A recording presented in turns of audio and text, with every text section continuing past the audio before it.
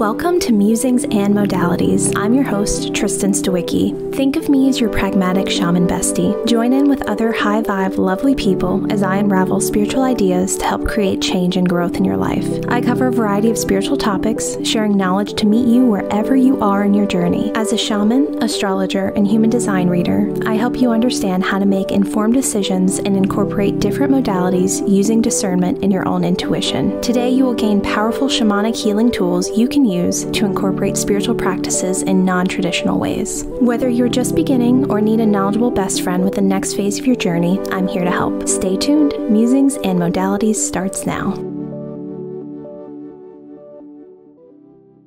Hey everyone, and welcome to Musings and Modalities. I'm Tristen Stawicki, your pragmatic shaman bestie, and I'm so excited for today's episode, Farm Fresh Food for Everyone, how the Red Hen app is disrupting the food delivery game with the CEO and co-founder of Red Hen, Lauren Lovejoy. Welcome, Lauren. Thank you so much for being here.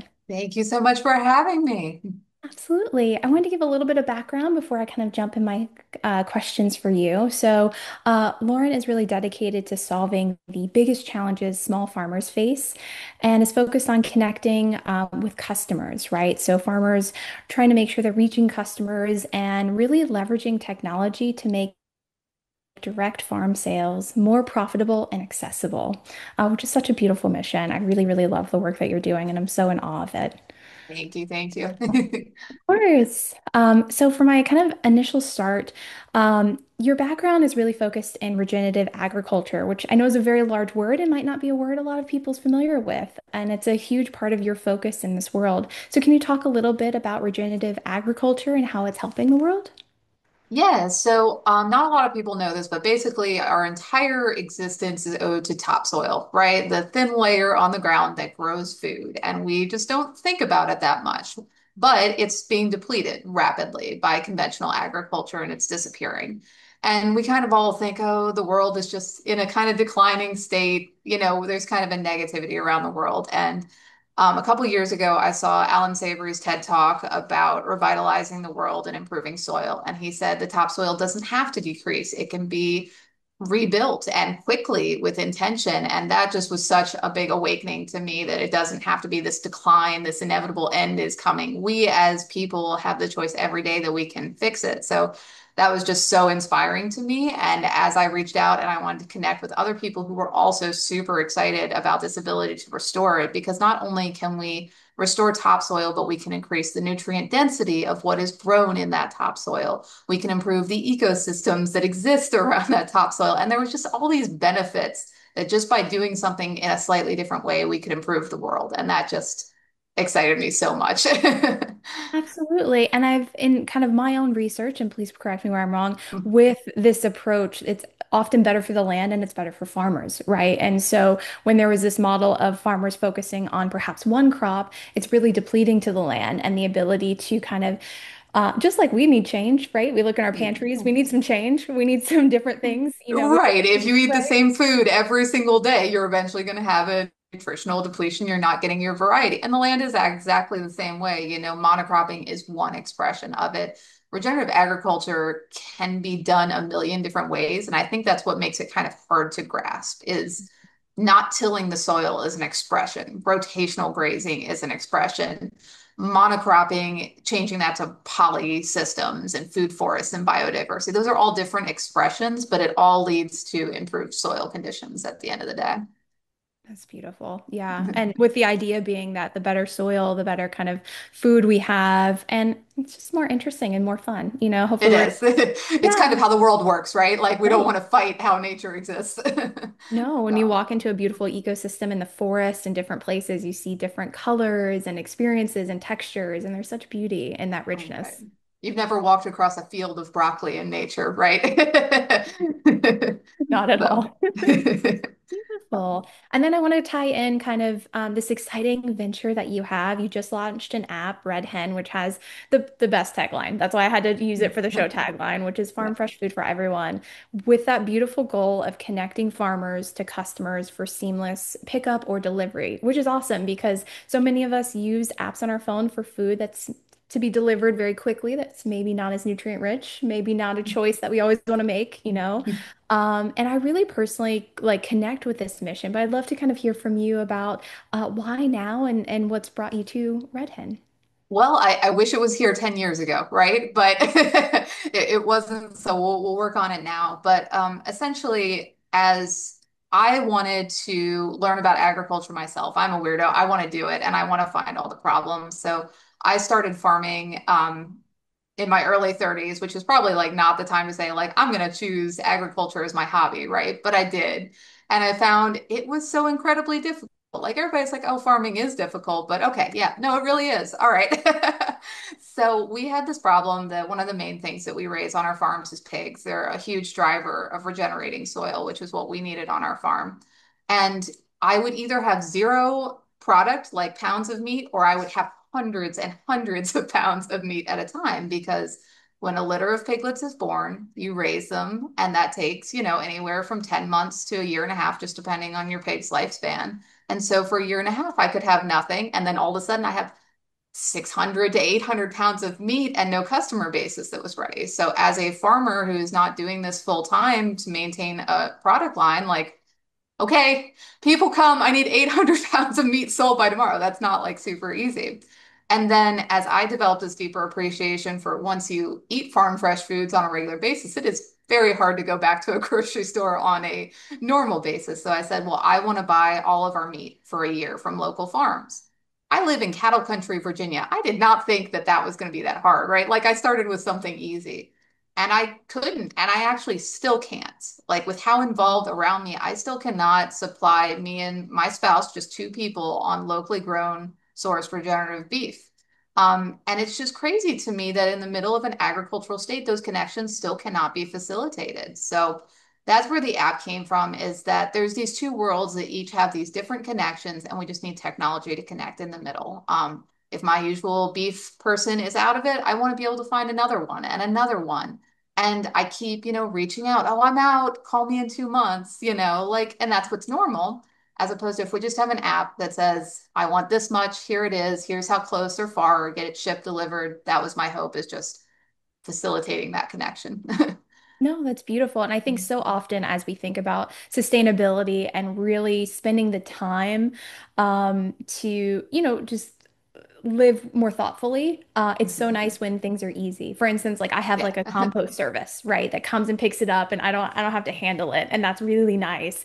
And so having a service like this where it's like I don't need to research for months, like I can just know that these are incredible farmers that will have access. And if they have things to sell and ship, great. And if they're in a month where it's not as, there isn't a lot for them to sell, they're able to just communicate that. Like that's really, really beautiful. Now, have Yeah. you I found? mean, we're in an age of convenience, Right. we're in an age of convenience where that's expected, right? Like, not everybody has the time to even do that deep dive to find those things. So that's where just what can we do to bring that convenience to everybody? Not just to the people who have the time for farmers market, not to the people who are just too busy.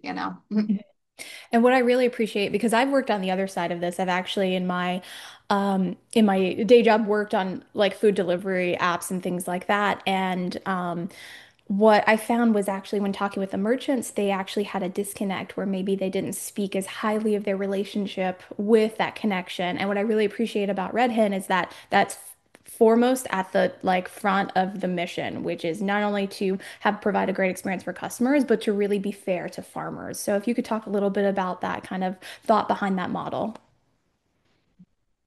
Yeah, I fairness to farmers is a very overlooked subject, so it's always great to talk more about that. Farming is difficult, and typically in wholesale models, farmers are paid 10 to 30 cents on the dollar, just depending on your wholesale connection. And so, is there any universe in which food is the lowest margin product, and then we expect farmers to survive on 10 to 30 cents on the dollar? And we're like, why are farms disappearing?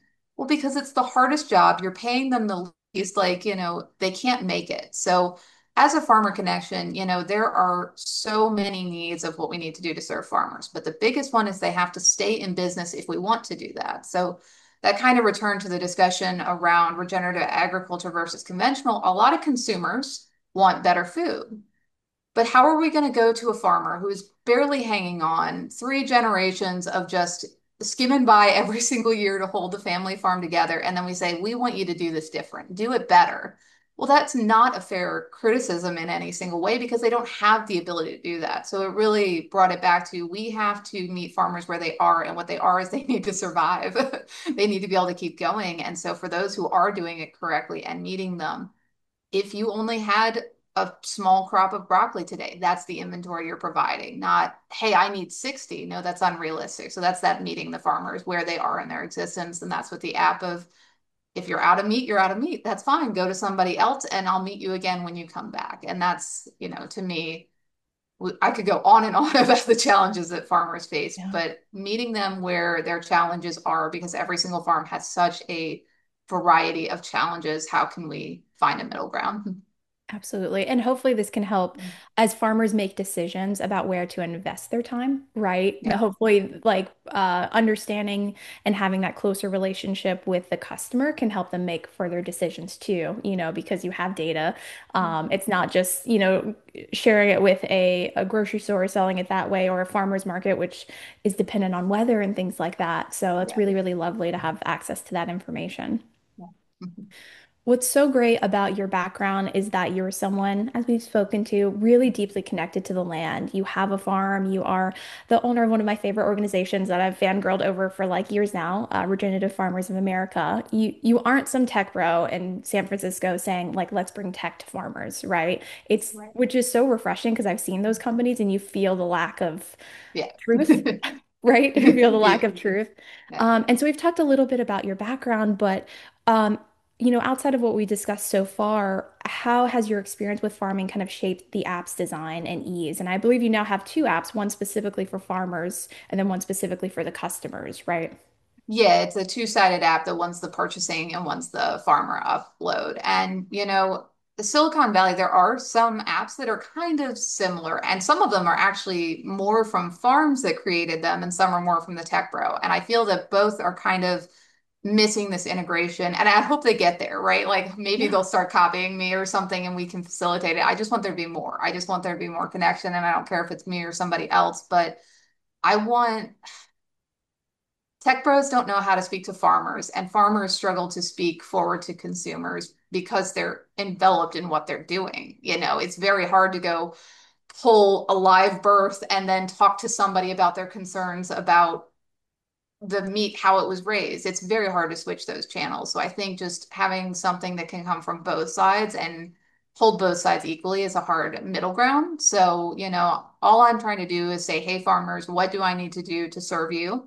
And that's kind of how the app was built. And the conversation I want is just to be ongoing. If you don't like something about it, tell me because I want to fix it and I want to change it so it continues to serve you. And customers are the same. They need to tell us what we need to do as farmers to help serve them better. And so that's where everybody's part of this conversation. Like we need to speak up and say, okay, this is what I can do to make the system better, and this is what I can do. And we just keep building that beautiful system that creates that connection. But we need to have those people who say those things, not just back up and say, I don't know if this is a fit. That doesn't help, right? Say, what do I need it to be a fit? And we need both sides of that conversation. Absolutely. Especially like we want our farmers to use their expertise with the land, truthfully, right? Yes. Like I don't Right. need a farmer that's great at customer service. We have plenty of Yeah. incredible people that are great at Yeah. customer service that are not great Exactly. at farming. So like let our farmers focus, please. Yes. So, oh, that's really, really beautiful. And as we think about ways to really help our farmers, of course, highly recommend downloading the Red Hen app, but what are some other ways we can better connect with our local farmers that you've seen be helpful? I hate to say it, but the connection is communication, right? To facilitate those individual one-on-ones, because the challenges the farmers in your area face are all going to be diverse and interesting. And if you ask them, they will tell you, hey, Yeah. how's the weather? You're going to learn a little bit more about how the weather affects everything that you're growing than what you want. But it's just about that, whether it's a farmer's market, whether it's messaging somebody through the app, whether it's a different one, like just reach out and start talking about it, like just for my example, I want to buy my meat in 30-pound increments for my gal down the street. And I say, what can I be doing to facilitate making that work for you? And she says, if you're going to be a consistent buyer, I can escalate what I'm growing because I know you'll be there to buy it in a couple years. And that way she knows to prepare and do more. And, and she could respond to me and say, well, 30 pounds is really hard on me. Can you do 40 or 50? Absolutely. Like those simple conversations create that connection that allow them to plan for our needs. And Mm. with farming, growing out beef is a 2-year process. They Oh, need to wow. know. They Yeah, need to know right. in advance. And even some of vegetable farmers. I have this wonderful girl out in Oklahoma, and she just says, I just need people to tell me what they want to eat this year because then I can grow it. And it'll take me 30 to 60 days to mature it, but then I can have it for you. As opposed to if you don't tell me what you want, how can I meet you there? I'm just guessing. So Mhm. start those conversations, talk to them about your needs, hear what's going on with them, and real human connection gets us there. Absolutely. And it was such a relief to kind of hear kind of how you're working to solve this problem because personally, when my local farm at the grocery store. And when I do, it's incredibly expensive. And I'm worried about food security. I'm worried about, it's just my spouse and myself, but for those with larger families, like food security is a real challenge as prices continue to rise. And what I love about this is it's like we're not only helping farmers, but we're able to really see and like plan for affordability and what makes sense, and maybe that's changing a little bit of our shopping to I now have a deep freezer, right? I now have a deep freezer, so I'm able to purchase more and like store it. And so if you wanted to kind of talk to the customers that are using the app and that are hopefully going to be incoming, what are some other things that maybe at home they can kind of change their habits of a little bit in the way they think about shopping? I mean, I think the baseline is just to if you can buy it local, do it, right? A Yeah. deep freeze is a great kind of, I would say, an advanced step, right? Like, Yeah. just I think eggs are the lovely gateway drug. There are so many people that have backyard flocks, so it's not necessarily, well, I have to drive 30 miles to go find a farm. No, you can find people who are producing eggs in your backyard and just make a quick stop at a farm stand on your way home and find out why their $3 to $4 eggs are significantly better than those $12 eggs that you could have avoided at the grocery store. There's these little things that just, yes, it may be slightly more inconvenient to go 2 blocks over on your way home from that store, but I think once you start those changes, you're going to realize like how much that quality affects your life in a positive way. And then we just kind of keep going. What else can I replace on a daily basis that brings me better connected to my food? So just kind of foregoing small conveniences to caring more. No, I love that. And I also find it's kind of fun to be like, well, what's growing? There's a local farm that's maybe 2 miles from me. Now that I'm living in the country, which has been so healing. It's been about two Yes. months now, and it's just been so lovely to be like, oh, I need to plan because there's going to be a tractor in front of me probably if I'm running late. You know what I mean? Yep. Just little things like that, always.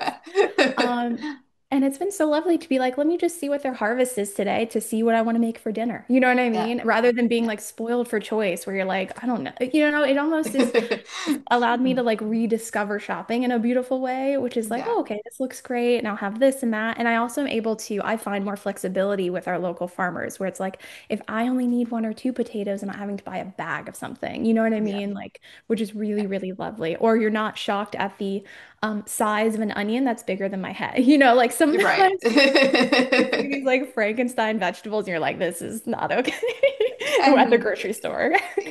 I think something that just keeps me awake at night is not knowing what's in that food when I get to Yes. the grocery store.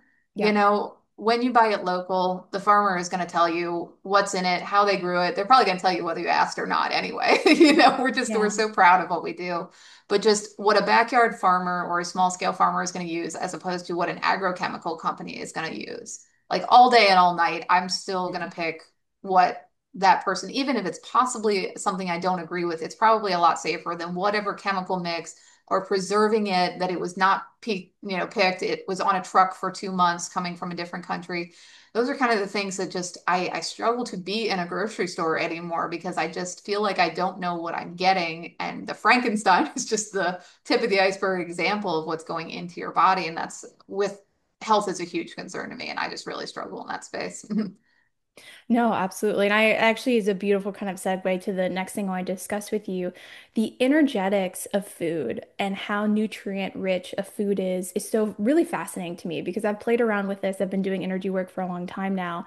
And before I work with clients, or do, energy work for myself or ritual, I can really tell when a food is supportive versus when it's not, or when it almost feels dead, which is fascinating. You're just like, Right. oh, this, you know what I mean? Like a stone in a river has a lot more life than this potato I'm holding, which is sad, right? Yeah, it Um, does. yeah. And so as we think about kind of nutrient-rich food, I really think like my personal viewpoint is like working with our local farmers really helps provide the no most nutrients for our money, which is like so worth its weight in gold to me because if I'm feeling good, I can better support my clients and vice versa. My clients are then out in the world doing incredible things. And so when you think about kind of the energetics of food, if you wouldn't mind sharing your own experiences with that.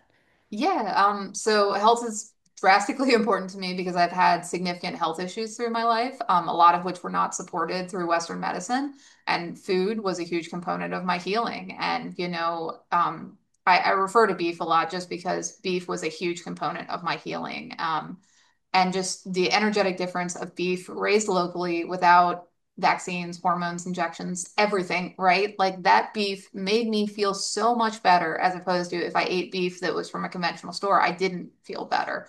And that's just one example, right? And we talk about regenerative agriculture systems that the soil is more nutrient dense. Well, that nutrition in that soil and that energy is passed on to the consumer. And like you said, if it sits on a truck for 2 months or however long it takes to get to you, it's losing it. If you stick it in a microwave and zap it to death, there goes all your nutrients and energy. And so if we're consuming calories in food, why aren't we putting stuff that is re-energizing ourselves at a cellular level and rebuilding our body? Like that's the whole regenerative agriculture, but I think of it as like regenerating humans as well, because as humans, we're in a huge health crisis about all the contaminants in our world. Well, if you want to give yourself a fighting chance, we have to start with nutrition in our body. And I just, it's a whole different thing to eat a green bean that was pulled out of your backyard and you ate it 2 hours later, as opposed to a green bean that it's from South America. Who knows how long it's been on that truck? So I think just energetically, we Absolutely. are getting to choose what energy goes into us. Like, yes, we can do that through intention and existence, but isn't your food such a huge connector?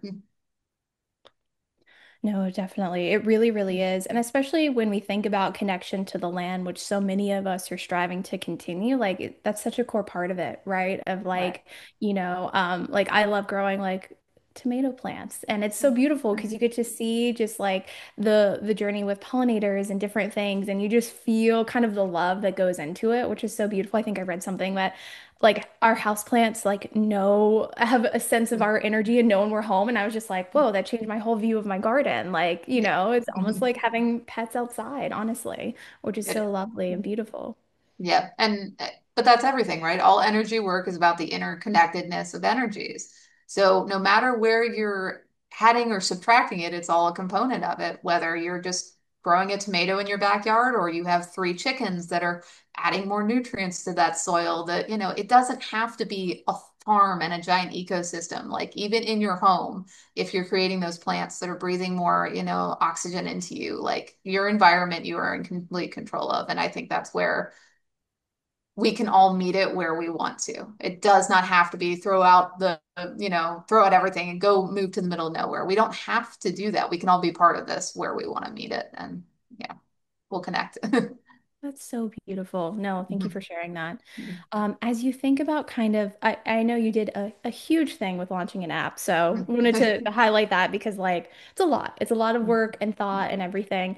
But as you think about kind of your milestones or your big goals with Red Hen, is there anything you'd love to share that you're kind of working towards or your pie in the sky dream? Yeah, my insanity dream is I hope to pull a significant buying dollar away from grocery stores. And I think that sounds insane, but it actually like legitimately could work. If we started moving 20% of our buying dollar, or, if you're an overachiever, 50% of your buying dollar back to local foods and communities, I think we could reverse the loss of American farmland. Mm. We're losing 100.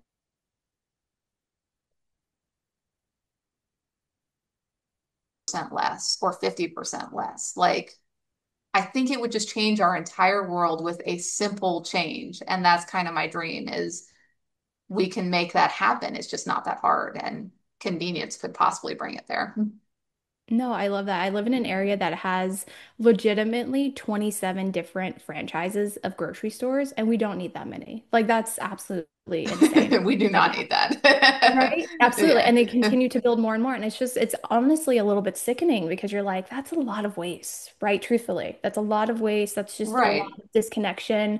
It's a lot of more trucks on the road, all of those things. And so, yeah, no, I love an insanity goal. Like, I think it's Yeah. incredible, absolutely achievable. Like, let's go. It's really, really beautiful. As we kind of wrap up the episode, is there anything else you'd like to share?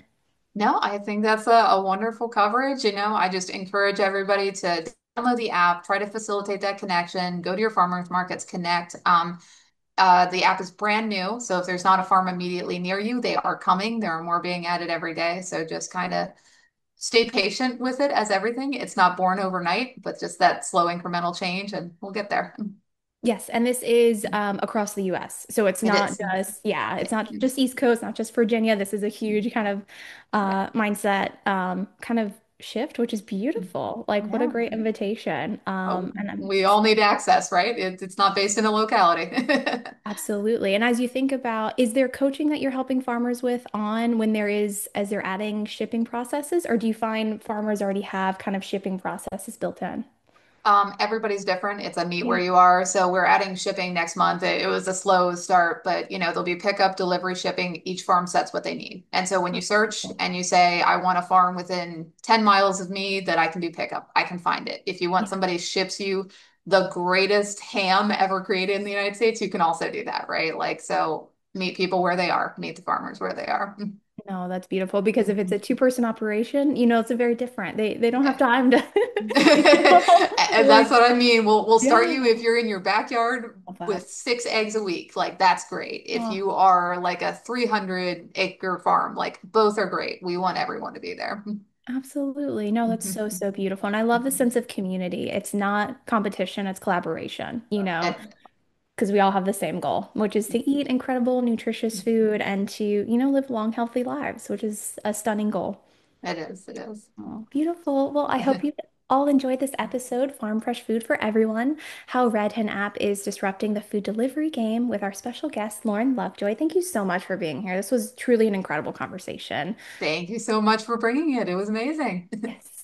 Awesome. Well, thank you all so much for watching Musings and Modalities with me, your pragmatic shaman bestie. Tune in the second and fourth Thursdays of each month at 6 or at 3:30 p.m. Pacific, 6:30 p.m. Eastern for more fabulous episodes. Thank you for listening.